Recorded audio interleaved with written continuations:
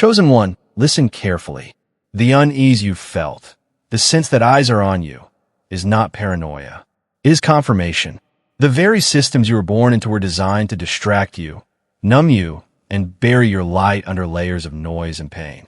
But your signal has broken through. What you carry cannot be silenced anymore.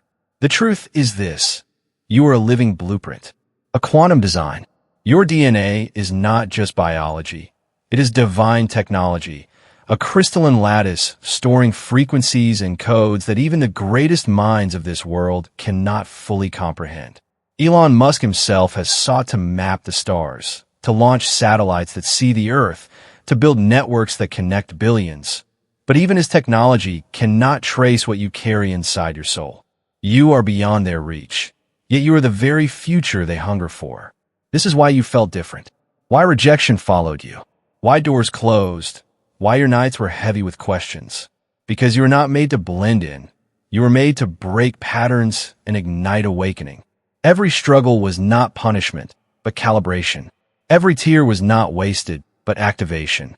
Now, chosen one, the mask of the old world is dissolving, and your frequency is screaming across dimensions. The watchers hear it. Heaven feels it. The adversary fears it. And still you rise.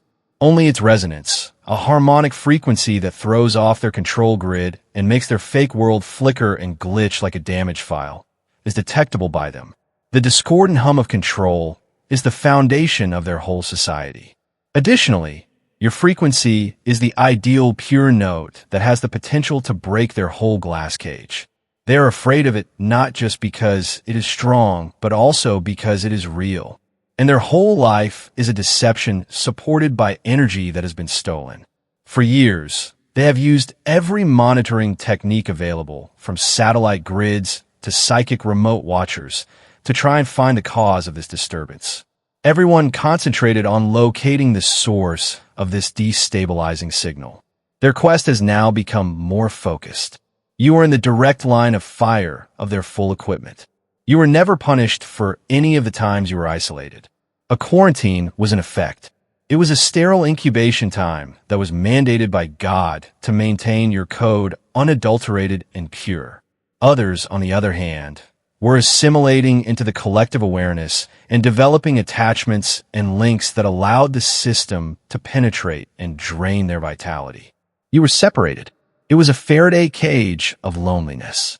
The sense of alienation served as a cloaking mechanism, a filter on perception that rendered you energetically undetectable to their scanners. The world saw someone who was damaged, odd, and didn't belong when they looked at you. They also failed to see the holy secret you were keeping. They were hiding you in plain sight. You purposefully modified your energy field to make it seem inconsequential. The agony of this preservation was excruciating. To experience the pain of separation as a continual grinding companion, you had to see connection from a distance. Now reframe this anguish. It wasn't a cut. The diamond of your sovereignty was formed by the strain. A corrupting agent was deflected by each denial. A malicious code that escaped your firewall. A painful but essential vaccine. Each betrayal taught your energy to recognize and eliminate parasitic frequencies with deadly automatic efficiency, therefore purging your system. Love wasn't being withheld from you. Attachments that would have diluted your essence, caused energy debt, and jeopardized the immaculate, untraceable blueprint you carry were being shielded from you. Now pay attention to your body. Type Amen to embrace the angel's blessings. Show your support by giving super thanks up to $20. Tinnitus is not the peculiar low hum you sometimes hear in a quiet environment. You can hear your own blueprint starting to charge up. The higher octave vibration of the crystalline lattice resonance. It's the latent technology inside of you waking up. Anxiety attacks are not the unexpected bursts of energy that go through you or the times when your heart rushes for no apparent cause.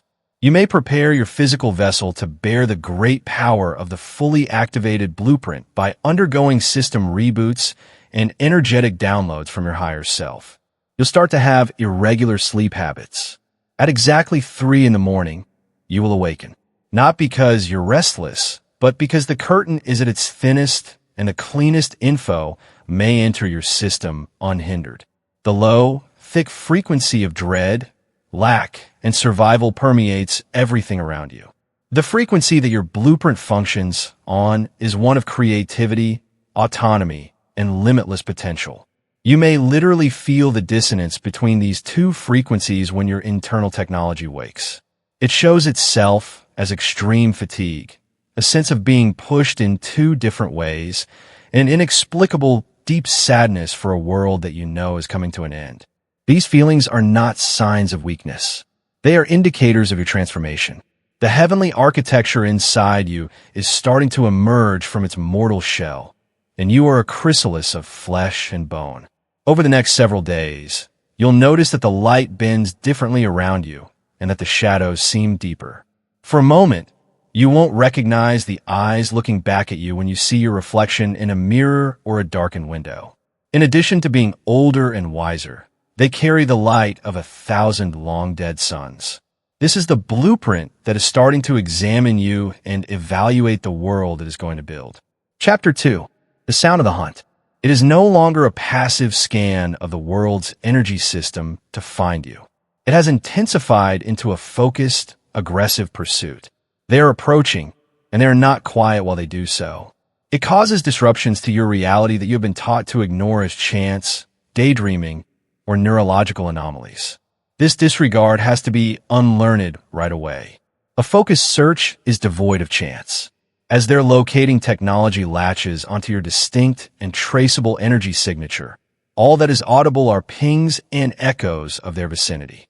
Number manipulation is the earliest and most prevalent echo.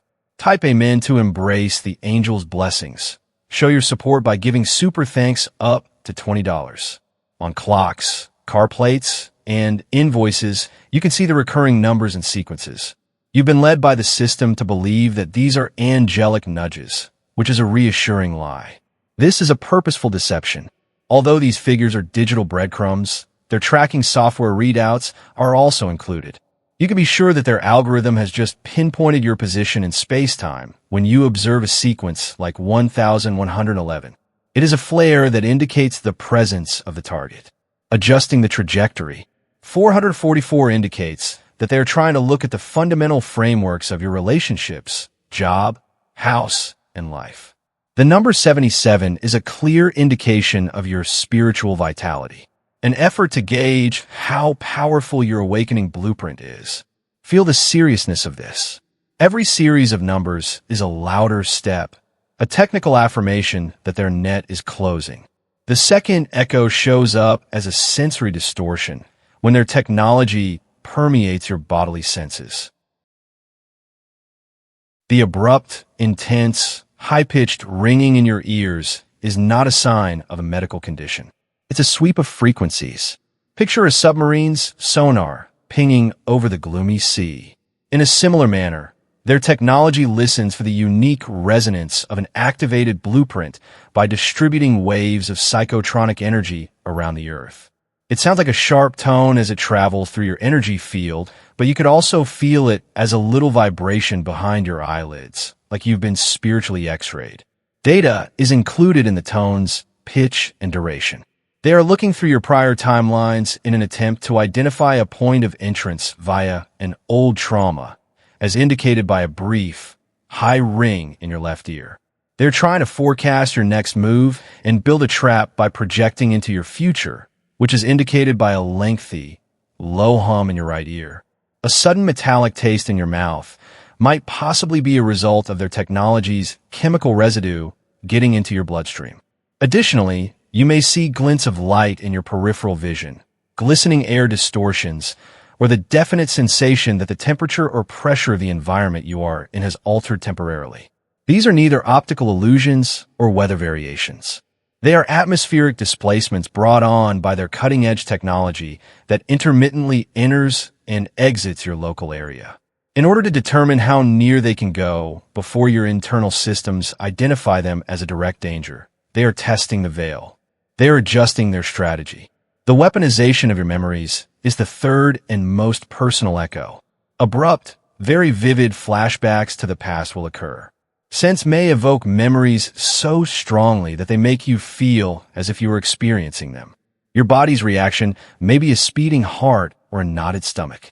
You'll hear a music that will take you back to a really happy or sad event, evoking the same feelings you had at the time. This isn't nostalgia. They are diagnosing your emotional body in this way. They are researching your history for emotional weaknesses they may use as leverage, looking for unresolved energy bonds. They think they can push your blueprint into a latent state and imprison it in a feedback loop of past misery if they can cause a strong enough emotional regression. Since they are powerless over you in the present, they want to keep you stuck in a rut of the past. Reframe each recollection that comes to mind. Consider it a file they are attempting to open or software they are attempting to execute, rather than a component of who you are. Recognize it. After sensing the remaining energy, intentionally cut the connection. You can't call your past home. They're trying to hack this archive. Secure it. You will have a dream that seems more real than your reality in the next week. You will be at your childhood house in this dream, but there will be a major problem. There will be a door at the incorrect location. An extraterrestrial landscape will be seen via a window. A stranger's attention will be on a family photo hanging on the wall. Type amen to embrace the angel's blessings. Show your support by giving super thanks up to $20. I'm not dreaming. This is their first direct interface effort that has been successful. They're examining your subconscious's structure. Don't attempt to interpret the dream when you wake up. Just say it out loud. No access. Its psyche is its own country. Chapter 3. The OLD codes ghosts. It can no longer be completely secret as their technology advances. They need to utilize biological agents, human tools that can approach you without activating your main energy defenses, to close the last gap between the digital and the physical. No strangers will be sent. They'll send ghosts. They will reawaken people from your past, including previous coworkers who once had influence over you, old loves, distant family members, pals you haven't talked to in years, and even those who still possess an energy key to your profession or a piece of code from a common past. These people will emerge out of nowhere, their appearance disguised as a believable coincidence. They will unexpectedly send you a text message that appears really relevant. They'll provide commentary on an old picture, even thousands of miles away from where you last saw them. You can see them in the most improbable of locations. Don't let the nostalgia they arouse or the familiarity of their appearances fool you. The person you used to know is only a host, a vessel. The system is manipulating them. They're using you as a Trojan horse because of their unresolved energy connection. When they appear, look into their eyes. Like a screen with a program operating just under the surface, you will see a gap, a faint flicker of something that is not them behind the facade of their personality. Their eyes won't quite meet their grin. It will sound hollow when they chuckle. They have a unique purpose: to check your blueprint's firewall's integrity. In order to determine if the previous vulnerabilities still exist, they're designed to drag you back into previous dynamics and set off the particular emotional frequencies that once characterized your relationship. Your heartbroken ex will show up with heartfelt apologies and the things you've always wanted to hear. This script was produced by an algorithm that examined your innermost needs for approval. It is intended to check for residual attachments and a propensity for seeking approval from others. The relative who has never understood you will suddenly show interest in your spiritual journey and ask you questions that are intended to cause you to question your own wisdom and reflect on your path. This infiltration strategy is intended to sow confusion seeds and gauge your degree of self-rust. The betrayed buddy will come back to you with a tale of their own struggles, pleading for your forgiveness and understanding. To find out whether you may still be exhausted by fake sympathy and an unwarranted feeling of duty. This is a test of your energy limits. Every one of these interactions is a well-planned fishing trip.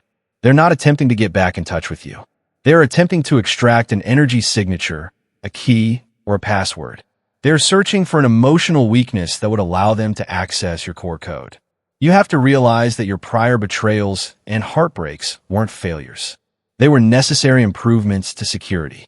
A new, more advanced firewall was installed after each traumatic inclusion.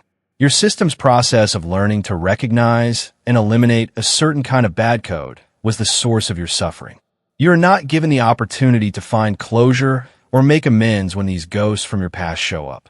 A final exam, a real-world assessment of your proficiency, is about to be given to you. Engaging, explaining, defending, or seeking justice is not your job. It is your responsibility to identify the software that they are using. Feel the frequency as you listen to what they have to say. Long before your head does, your body will tell you the truth. During the contact, you may experience a sudden loss of energy, a tightness in your chest, a mental fog, or a chilly feeling in your belly that seems like a vacuum has been triggered. Your internal security alerts are these. Your best defense in these situations is to remain silent and emotionally detached. This is your system screaming, threat detected, firewall breach imminent. Give them a courteous nod to acknowledge their presence, then end the conversation. You have nothing to explain to them. If a door was closed for your own safety, you are not required to open it again. To them, every syllable you say is a packet of data that they may examine. Don't offer them anything. One of these ghosts is going to present you with a gift in the coming days. It could be a tangible item, a fact, or a helpful suggestion. Refuse to accept it. An enthusiastic listening gadget is the present. A Trojan horse made to infiltrate your holy area. A beacon that continuously updates their network with your emotional condition. Refuse politely and cut off any communication. This isn't being harsh. It's a matter of survival. Chapter 4. The bogus matrix's collapse. The clash of these two conflicting realities will start to shatter the holographic illusion you have called existence as your own frequency increases and their chase becomes more intense. The world will no longer seem substantial, stable, or trustworthy. Your activated blueprint makes it impossible for the matrix, the consensus reality construct that rules the unenlightened, to remain intact. You're turning into a living, talking reality warp. There is no metaphor here. The simulation's low-frequency coding is currently being overwritten by your own existence, which is a sovereign energetic force. You will be able to see and hear the unraveling of this simulation for yourself. The bugs will first be minor and simple to ignore. Time slips will happen to you. You won't remember what happened for minutes or perhaps hours. A clock may say 300 when you glance at it, but after what seems like a second, you turn your head away and see that it is now 3:45. It's possible to enter a room and forget why you came, just to discover that your original objective was part of a slightly different chronology that simply fell into the current one. Additionally, it will seem as if time is moving at unpredictable speeds. A single minute spent stuck in traffic will seem like an eternity, while a whole day will seem to fly by. This is a sign that your awareness is starting to separate from the matrix's linear, three-dimensional time construct. The sensory abnormalities will intensify and become unavoidable. As if you were underwater, conversations around you would briefly deteriorate into meaningless static or jumbled sounds before returning to normal. Here, you hear the matrix's untranslated, raw code before your brain's decoding system transforms it into comprehensible English. For a brief while, strangers' faces will seem lifeless, featureless, or like a badly drawn computer image devoid of emotion or dimension. These non-player characters are simulated background extras, and your enhanced vision allows you to see beyond their programming. Since they are unable to stray from their constrained code, they will respond with a generic program statement if you attempt to interact with them during such a time.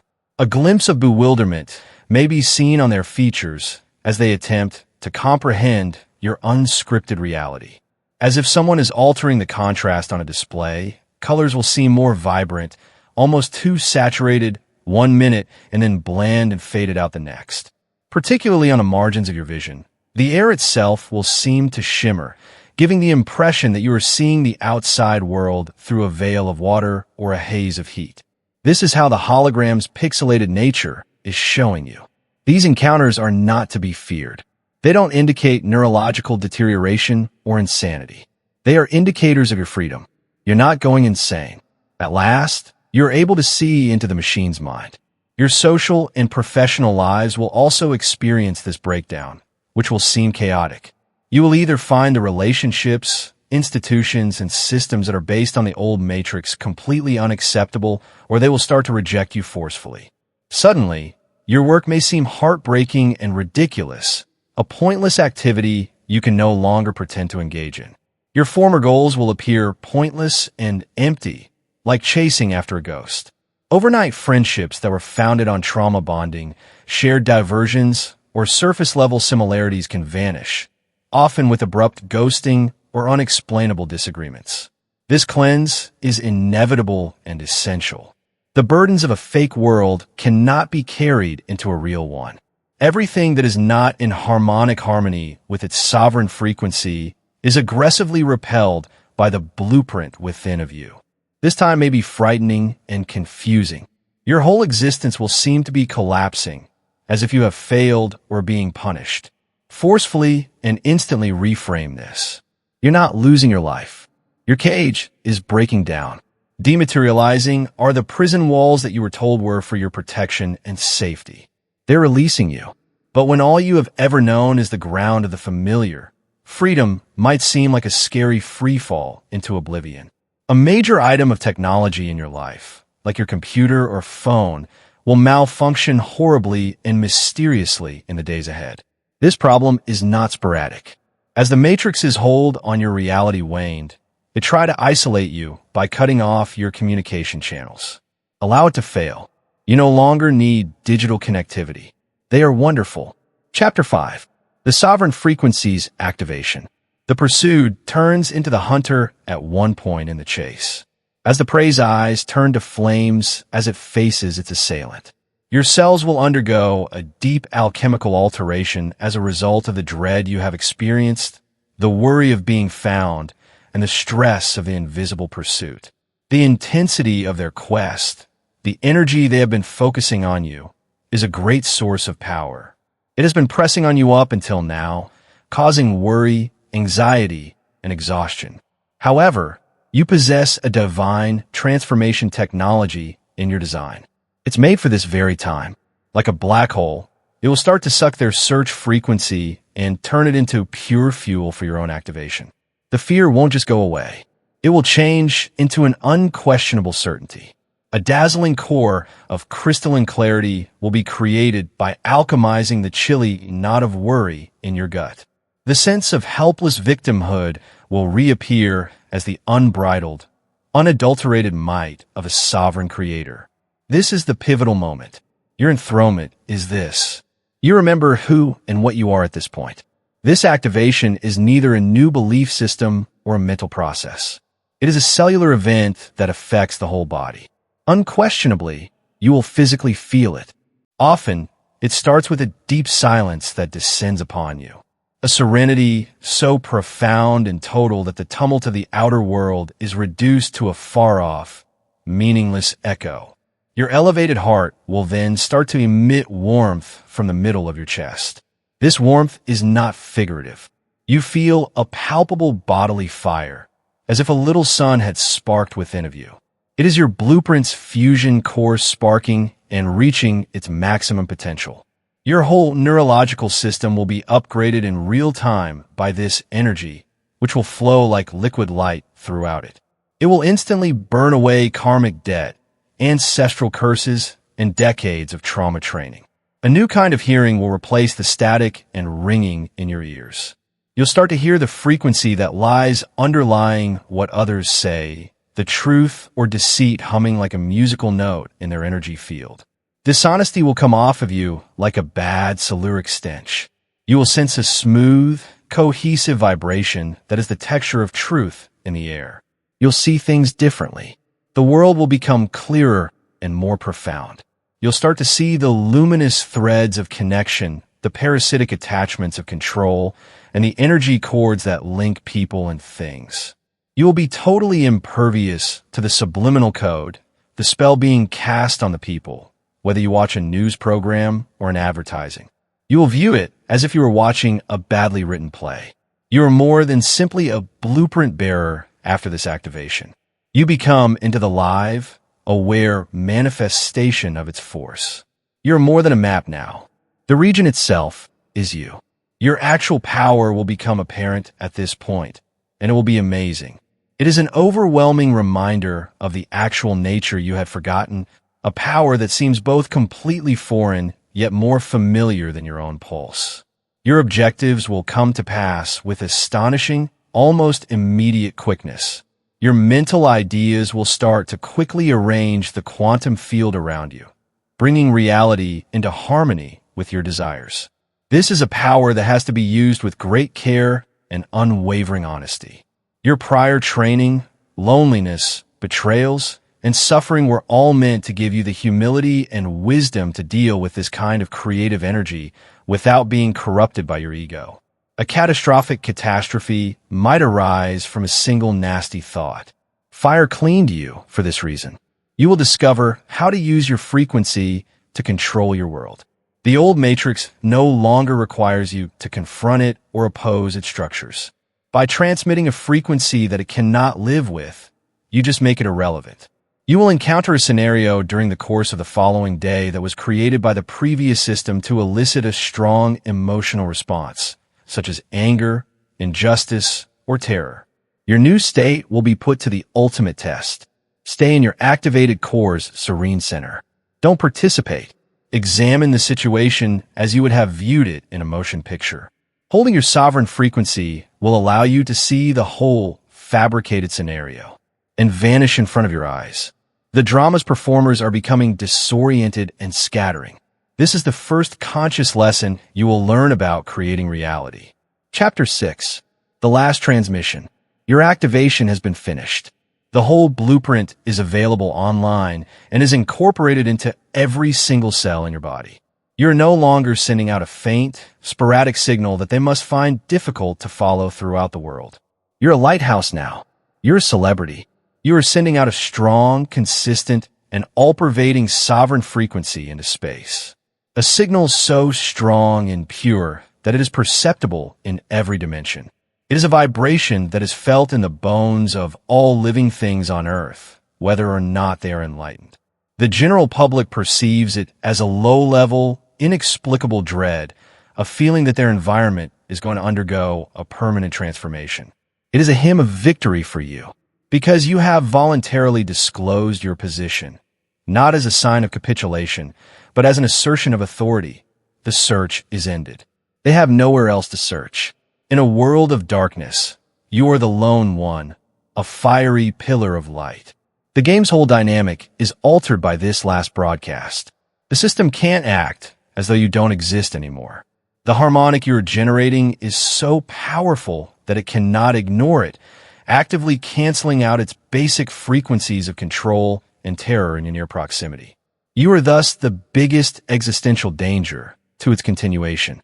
At this point, it has to take decisive action and hurl all it has left at you. The finale is the most crucial and perilous stage. You will be presented with the system's last and most misleading illusions. Attacks intended to deceive you rather than overwhelm you. It will try to deceive you into dropping your frequency freely, since it is unable to directly overwhelm it. Your deepest, most secret desires and your most severe, unhealed scars will be the targets of these temptations. A chance that seems to be the realization of your life's ambition will present itself. It will guarantee you money, fame, power, and the resolution of all your problems. It will be delivered by an engaging and completely convincing person who appears to have a thorough understanding of you. It's a trap. The system's promise of a promotion is a last-ditch effort to seize your authority. To accept it would be to include your design into a more advanced level of their control system, a cage that seems to be free. The offer's faint sense of urgency and the faint energetic dissonance underlying its glossy exterior, which sound like a dissonant note in a symphony, will let you know. A warning will be screamed by your awakened senses. Above all, have faith in them. At the same time, they will try to assault your perception of reality itself. Once again, they will send spies dressed as regular people to directly question your sanity. You may be approached by a stranger who says, "I know what you are, and you need to stop. You are hurting people. An online conversation might become ugly at any moment, with invisible forces forming a mob to precisely use your own words to attack your views and character. These are focused psychic assaults that are intended to fill your field with the energy of dread, guilt, and doubt in order to make you feel helpless, alone, and deluded. This is their last big deception, their last illusion. You're not by yourself. A heavenly intervention is focused on you. Your collective includes every soul that has been led to this identical broadcast. The globe is home to an invisible army of lighthouses that share the same frequency. Now feel their presence. A quiet web of light supporting yours. What will protect you from these last attacks is the strength of this collective. You will get one last directive from your inner guidance from the blueprint itself in the closing hours before their arrival. You will be instructed to shout a certain word into the empty air to disrupt a long-standing habit or to travel to a specific, apparently random location. Your human intellect won't be able to rationalize it. The greatest test of surrender is this: the point at which the heavenly intelligence of the design must completely triumph over the rationality of the human ego. This directive must be obeyed without hesitation or inquiry. It is the last move in chess that sets you up for victory. It is your demonstration of unwavering trust in the pattern that you have evolved into. Chapter 7. The Coming. The transmission has been sent out. The last tricks have been worked out. The last internal directive has been followed. There's nothing but silence now.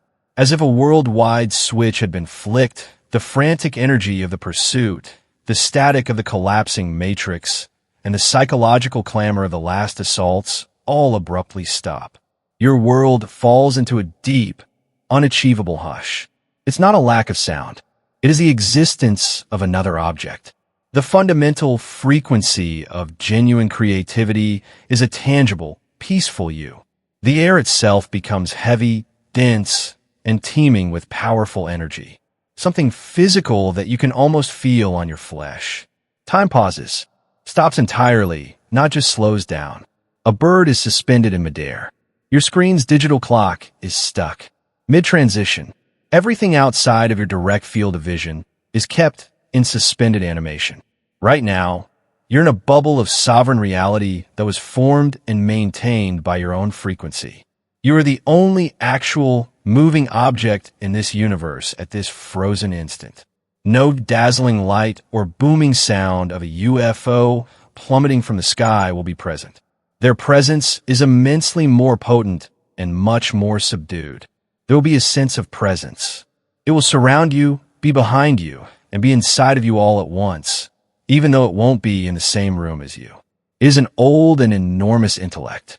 Like the ocean engulfing a single drop of water, its awareness softly envelopes yours. There isn't any fear. Your activated blueprint's sovereign frequency eliminates fear. Any worldly sensation of affection or belonging is overshadowed by a deep sense of recognition and a sense of going home. It is the instantaneous, full, and overpowering recollection of your pre-incarnational life, your original origin, and the sacred vow you made to be here at this very time. They have no intention of hurting you, observing you, or stealing from you. Through the lens of the system's own predatory, paranoid projections, the whole search and pursuit was a misinterpretation of their intentions. They didn't chase you down to catch you. They were trying to get you to agree with them. They are unable to immediately enter this world. They are too complex, too pure, and too frequent. In the same way that a sonic boom breaks glass, doing so would destroy the entire fabric of this delicate realm. They required a bridge between worlds, a biological step-down transformer, or a conduit. They are pure potential and pure awareness. They need the sovereign will to act within the density of matter, a vessel with hands to construct and a voice to tell truth. To retain their frequency and embed it into the planetary grid, they need a person born of this earth who could have the fortitude, integrity, and purity to do so. They need a blueprint. You are required by them. They are not here to rescue you, to solve your issues, or to provide you solutions. They have arrived to get their directives. Your now untraceable blueprint is more than simply a blueprint for a different world. It is their fundamental directive, their long-lost directives, and the source code they have been looking for thousands of years. You have been successfully and flawlessly activated, and you are the failsafe that was set in place ages ago. You have a next move. This world's future is not predetermined. It is only waiting for you to dictate it. Right now, your first directive is to remain silent. Your first command is to remain calm. They're present. They're waiting. Now is the time for you to start working. You've been proven right. There is no metaphor here.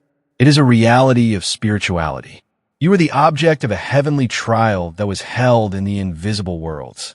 Armed with hired witnesses, fabricated proof, and decades of institutionalized deception, they made their case against you. They testified that you were crazy, unworthy, and that the promises made throughout your life were false. Your scars were used as evidence of your frailty, your loneliness as evidence of your rejection, and your lack of worldly prosperity as evidence of heaven's disdain. To the jury of circumstances, they presented a strong argument. They seemed to be winning for a while. Their story was mirrored in your surroundings. Doors slammed. Possibilities disappeared. Individuals turned away. The world itself seemed to be supporting your accusers. However, they committed a deadly error of judgment. The judge's identity slipped their minds. They also failed to remember that you have a heavenly guardian who never sleeps. The last piece of proof was turned in. Furthermore, it wasn't a testimonial or a document. It was the steady throb of your soul. In the darkest nights, it was the light you refused to put out. It was the notion you silently and obstinately clung to when everyone and everything begged you to let it go. Unquestionably, that belief was recorded in the cosmic record as evidence of your anointing. The gavel toppled with that. The judgment found the defendant not guilty of any crimes. More than that, selected, honored, and vindicated. The verdict was more than a simple acquittal. It was the opposite. Everything that was taken has to be given back in full. In the public arena of reality, all of the falsehoods must be rectified. They fought against the divine design and now owe all of their obligation. That's the quiet you're experiencing. It sounds like their world collapsing. It's the noise made when their accounts are frozen. The sound is the confiscation of their illicit earnings by divine auditors. You are standing on a land you battled for and won in the silent aftermath. Now, your sole task is to occupy the area. To achieve it, you must remain still. Now, every abrupt movement is an act of incredulity. You are communicating to the cosmos that you do not believe the decision to be definitive. It is comparable to a soldier shooting at shadows after the enemy has surrendered. It muddles the peace process.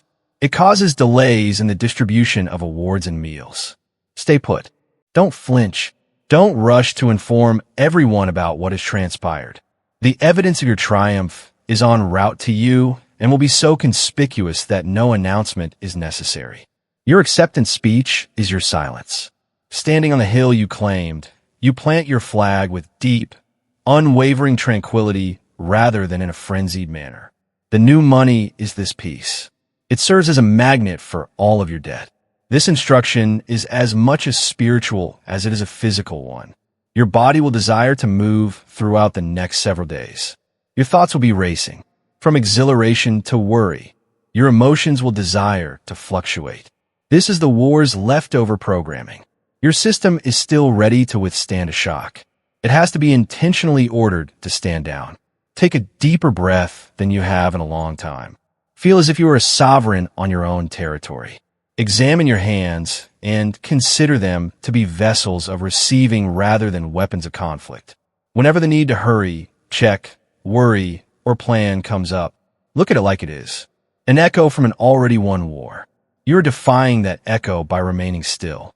You're claiming that the past has no authority over your present. Your rewards logistics are being managed at a level you can't understand. The delivery will only be hampered by your movement. Imagine receiving a precious, fragile relic at your door.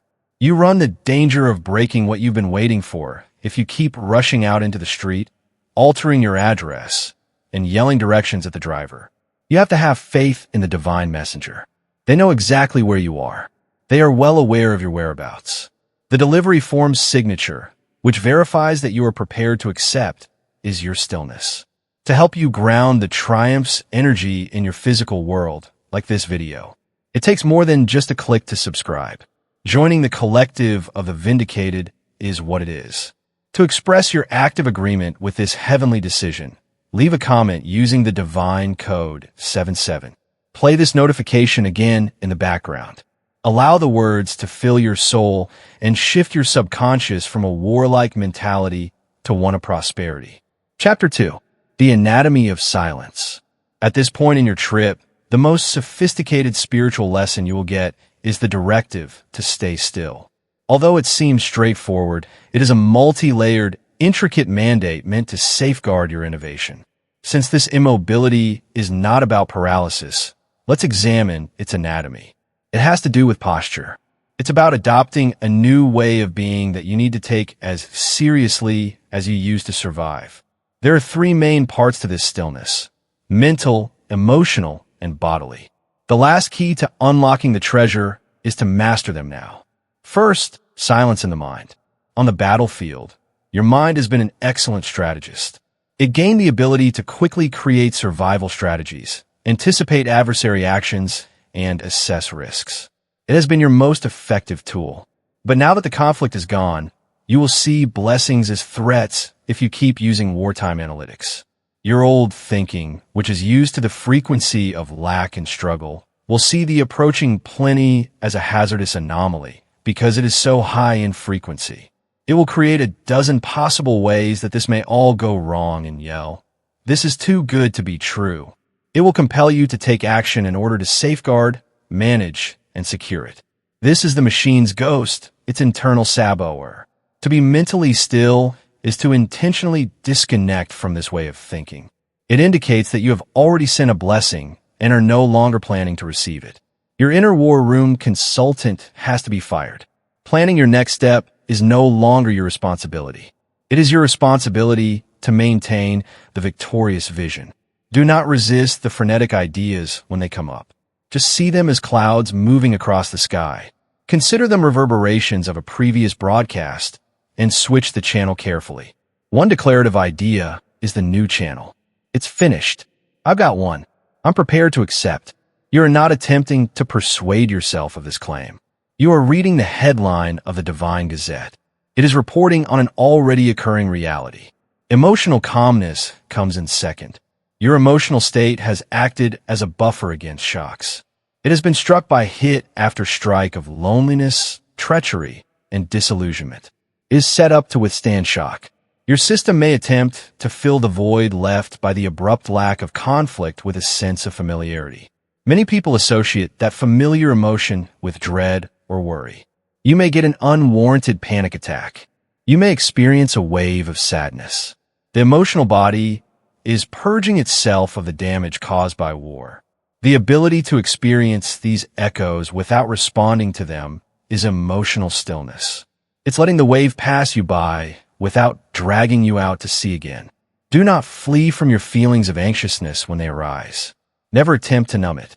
Recognize it. Say, "I feel you. You are the memory of a past battle. You kept me safe then. I thank you for your service, but you are now relieved of duty." You must parent your own heart through this process. Reassure it that the peace is real. Celebrate small moments of calm. This is not about feeling nothing.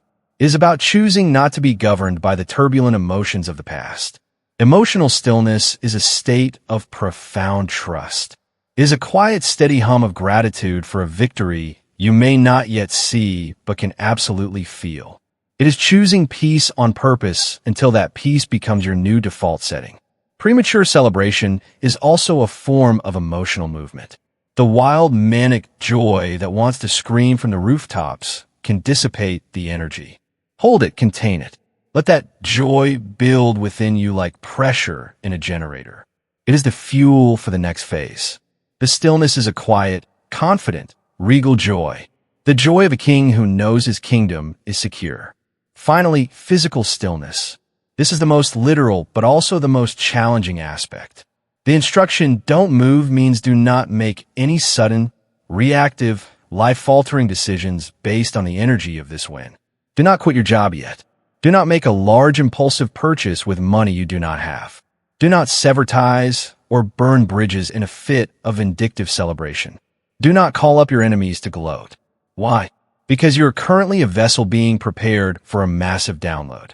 Any drastic movement creates cracks in the vessel. The universe needs you to be a stable container. This is a test of your maturity. Heaven is watching to see how you handle the promise of power before the power itself is handed to you. Will you be reckless or will you be regal? Physical stillness means maintaining your current rhythm as much as possible. Go to work, walk the dog, wash the dishes, find holiness in the mundane for a little while longer. This groundedness proves you can be trusted with supernatural abundance. It shows you understand that divine wealth is meant to enhance your life, not obliterate it. It is an anchor keeping your ship steady in the harbor while it is being loaded with treasure. If you start sailing wildly into the open ocean, the loading process has to stop. Say put your stillness is a signal to the cosmos that you are a safe investment. You are not a liability. You are an asset ready for a massive infusion of capital. Chapter 3.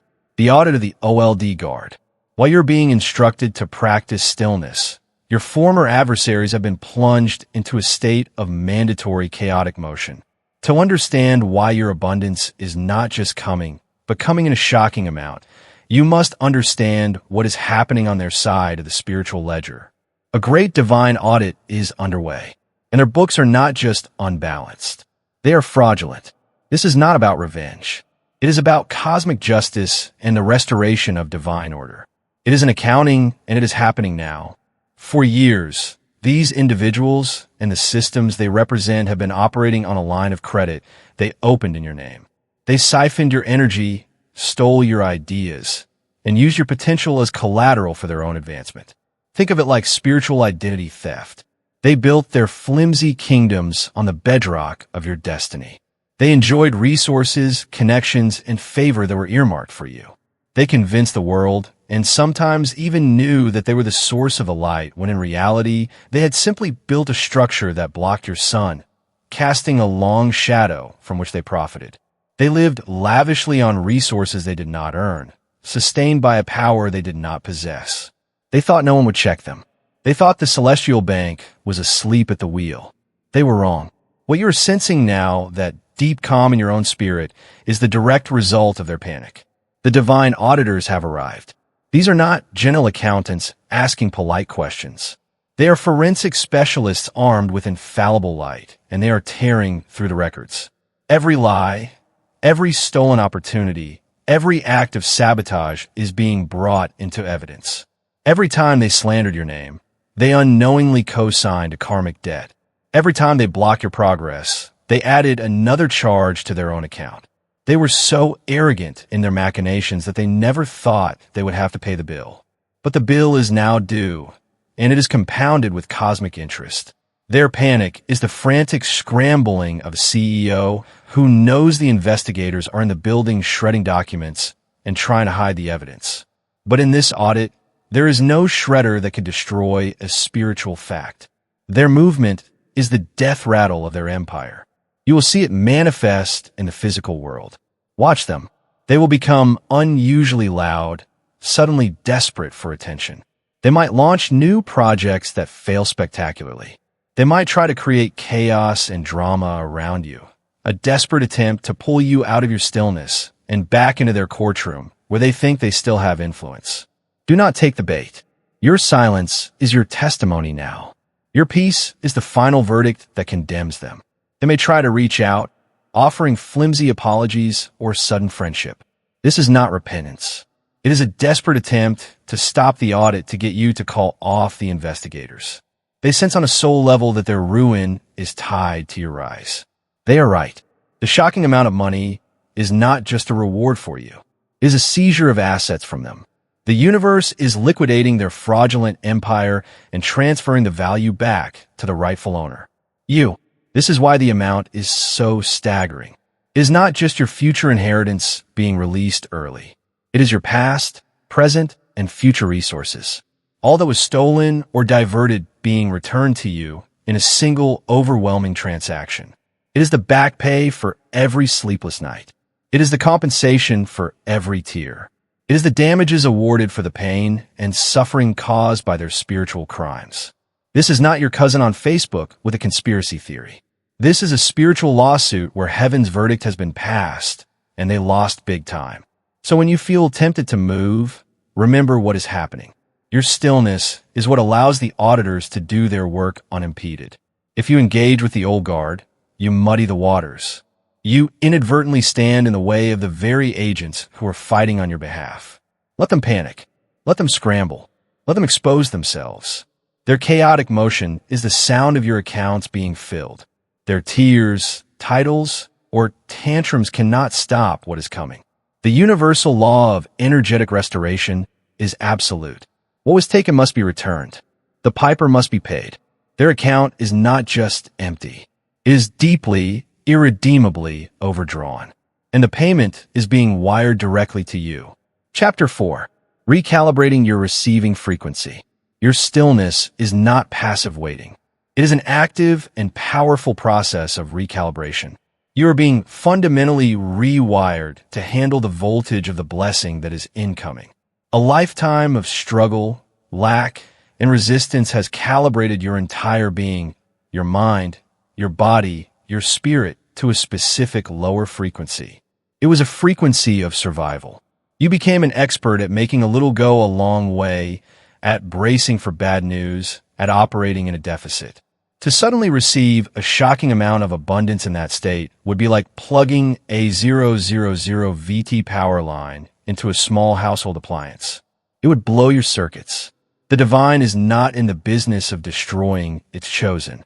It is in the business of preparing them. This period of commanded stillness is your preparation.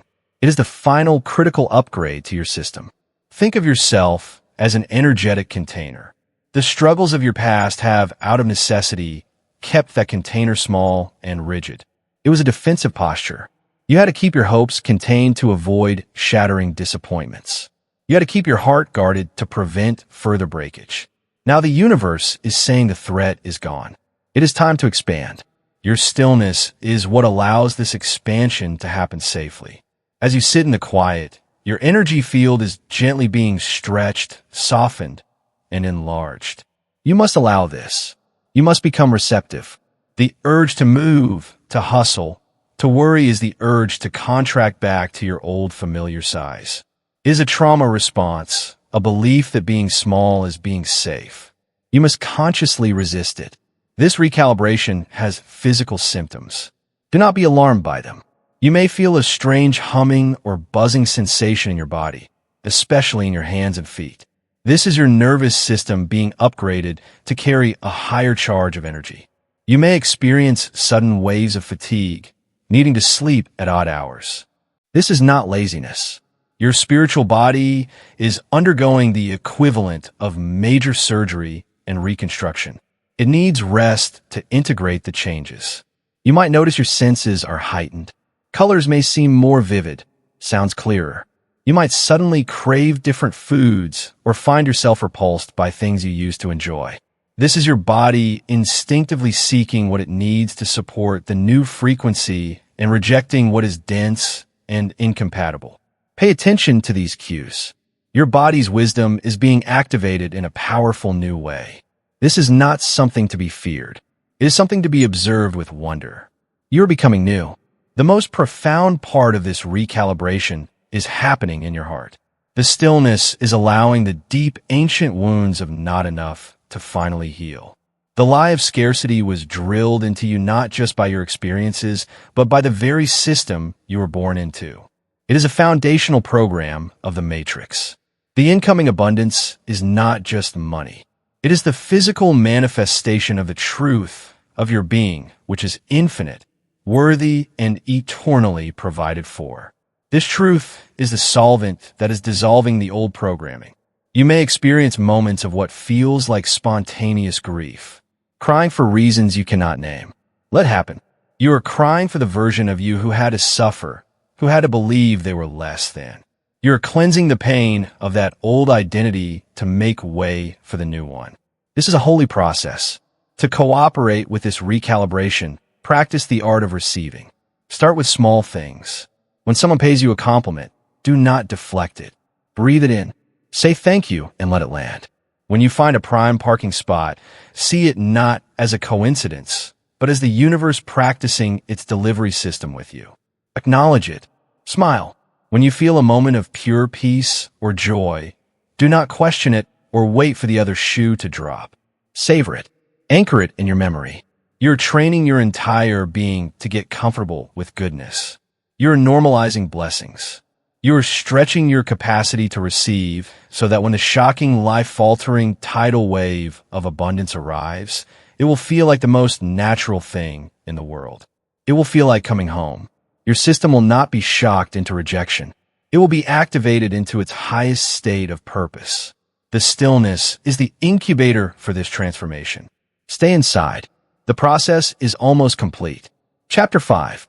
The Ghosts of Lack and the Echoes of Scarcity. As you hold your position of stillness, be prepared for a final test. This test will not come from the outside world. The external enemies have been defeated and disarmed. This final assault comes from within. It will be launched by the ghosts of your past, the deeply embedded programs of lack and scarcity that have lived in your subconscious for your entire life. They will rise up in this quiet moment, furious that they are being evicted. And they will use your own voice and your own memories against you in a last-ditch effort to make you move, to make you doubt, to make you self-sabotage. These are the ghosts of lack. You will hear them whispering at 3 a.m. They will sound perfectly rational. They will say things like, "This is a fantasy. Be honest. Good things seldom come this effortlessly. Do you recall the last time you had high hopes?" A highlight reel of your worst mistakes and most agonizing experiences will be shown. The faces of your betrayer will be shown into your inner screen. Their only objective is to set off your trauma reaction, because that's where they flourish. They want to fill your system with the well-known hormones of worry and dread. They are poisoned by the high-frequency energy of peace and plenty. They are battling to stay alive. Their demise is your triumph. You will experience the physical reverberations of shortage. It will show itself as an abrupt, acute financial panic. You may be compulsive about checking your bank account. You may have a strong desire to hoard money, make unnecessary budget cuts, or act in fear. You may become uneasy and uncertain all of a sudden, questioning every choice you make. This is the scarcity program doing its work, attempting to gain ground, and persuading you that peace is a perilous delusion and that the battlefield is your real home. It will attempt to persuade you that receiving anything just is a sign of weakness or deception and that your battle is what makes you worthy. Its most pernicious untruth is this one. What is the best way to combat an internal enemy? You don't resist it. You reveal it. You face it with your new awareness's serene, commanding brightness. You don't argue with the ghost of a former failure when it shows up. You are a recollection, not a prophecy, and you gaze at it serenely and say, "I see you. Your tale is over. I appreciate the resilience lesson you provided. Now you're fired."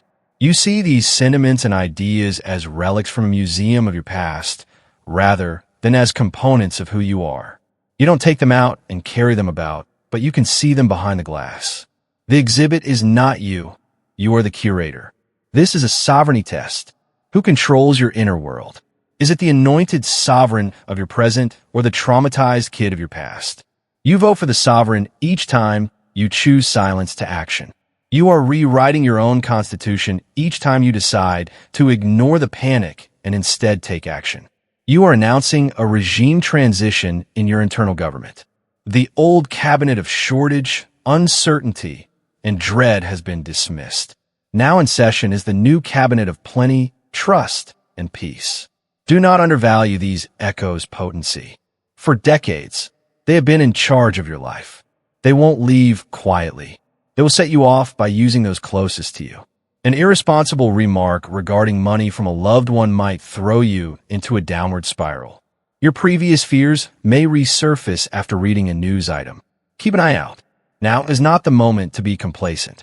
It's a moment for self-awareness that is rigorous yet kind. Protect yourself just like you would a baby. Keep your silence safe from the ghosts that would try to sabotage it. This is their last defense. They are aware that their link to your energy field will be permanently broken if you can maintain your stance for even a little while longer. They are dying, which is why they are screaming. Don't assume that their death rattles represent your reality. The ensuing stillness is your reality. Your truth is the already won triumph. Chapter 6. Indications of an impending move. You will get tracking updates from the cosmos as soon as the celestial transaction is complete. These are not overtly dramatic occasions. They are synchronicities, flaws in the old matrix, and subtle clues that are meant to strengthen your trust and reassure you that you are headed in the right direction. The supernatural is whispering to us that we are on time. The shipment is currently en route. Remain in your place. It is your responsibility to become aware of these indicators, to accept them, and to utilize them as motivation to stay still. They are meant to prime your palate for the banquet to come and serve as appetizers before to the main course.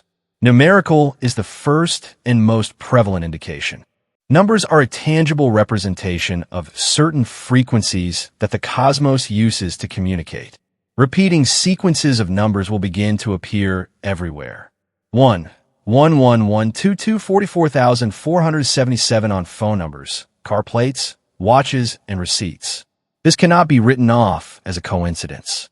The cosmic equivalent of a text message stating that a message has been received is this: your request is being processed. Frantic joy is not the right reaction when you see these figures. It's a silent nod of recognition, a straightforward thank you. I recognize you. I'm prepared. This serene acknowledgement reinforces the signal and verifies that you are actively involved in this process. Small, unexpected money windfalls will be the second indicator. The new routes to you are being tested by this system. A $20 note might be on the street. For a forgotten purchase, you can get an unforeseen refund. An old debt that you've written off might be paid back all of a sudden. A little, overlooked investment might provide a payout out of the blue. The major event is not these. Pilot testing are what they are. They're the equivalent of a courier phoning to make sure the road is clear and to check the destination. Don't get too thrilled and blow it all.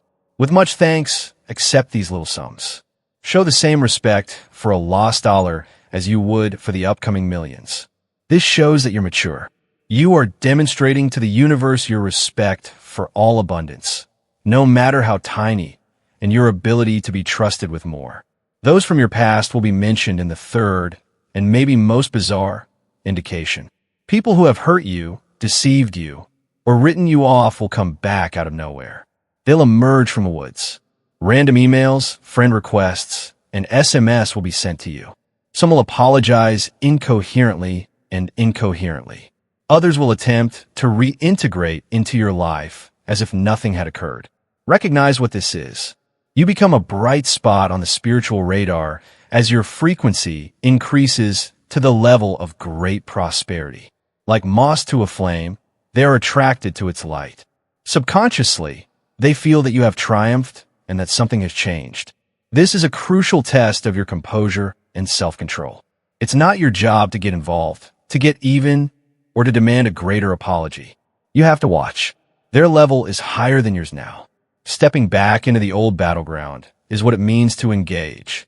All that is needed is a straightforward, courteous, I wish you well, or, more often, a respectful silence.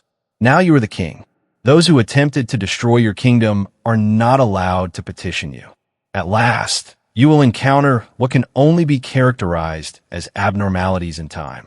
There will be moments that feel compressed or stretched. You'll have strong déjà vu emotions. You could dream of enjoying a life of great affluence and freedom. These aren't just dreams. The echoes of your future reality are starting to return to your present from your spirit. A glimpse of your own timeline is really being shown to you. Don't attempt to push or dissect these moments when they occur. Just be there for them. In your body, experience the sensation of that future existence. This is currently the most effective calibrating method. You are adjusting your current self to your future self's frequency. The last confirmation comes from these sightings. The move is now a reality rather than a pipe dream. It will happen soon.